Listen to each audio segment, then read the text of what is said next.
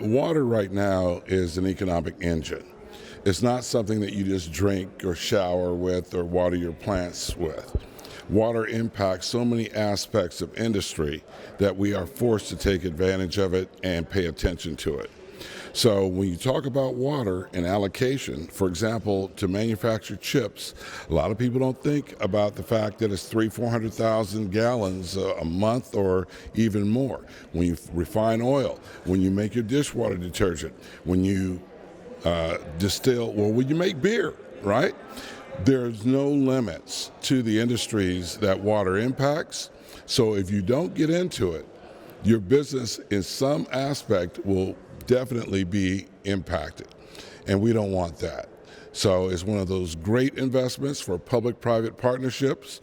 Pay attention, don't miss the boat, get involved. Water and infrastructure is so important to business, the economy, and the environment that if you're not willing to engage in the public dialogue around the importance of water, get out of business. You're out of business otherwise, because if you're not at the table, somebody else is, and then you're the one that's for lunch. Infrastructure in general really is that backbone on which all of our economy and our environment and our business community and the environment in which we live really is predicated. And it's one of those things that is often ignored because we take it for granted. It's just there. The water comes out of my tap, the lights come on, I'm good. Water is so fundamental to everything we do in life, but it's also really fundamental to commerce, whether it's industrial uses, agricultural uses, manufacture. We need water, and without it, we can't survive and we can't function. So there's 1 million people in California. It's become a social justice issue that don't have access to clean, safe drinking water or water at all. And these are communities of concern for underserved individuals. So the water's either being trucked in or they're having to go back or they're just drinking dirty water. And we as Californians have to be better than that and fight for those rights for people that are in that position. The whole issue of collaborative approach becomes more important. The issue of how we have a dichotomy of infrastructure and policies and how it's important to bring both of them together and collaborate. When we collaborate among water agencies, it's not just one or the other, but it's both.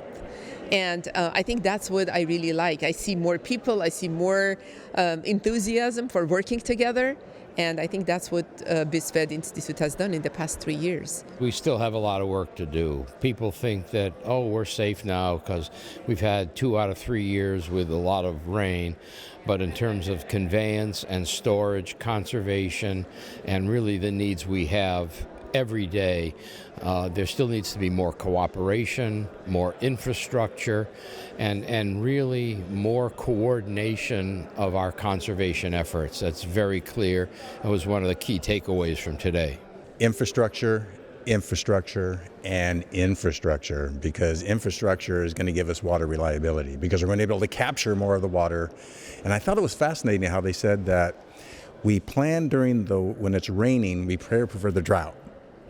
And then when it's the drought season, we prepare for the floods. And that's what we need to do, is that they're thinking in terms of, tomorrow, so to speak. And I think that's wonderful. And we're developing water reliability. We're not going to conserve our way out of drought. It's about infrastructure and capturing what falls on the state of California and being able to get it to those areas which we need it most.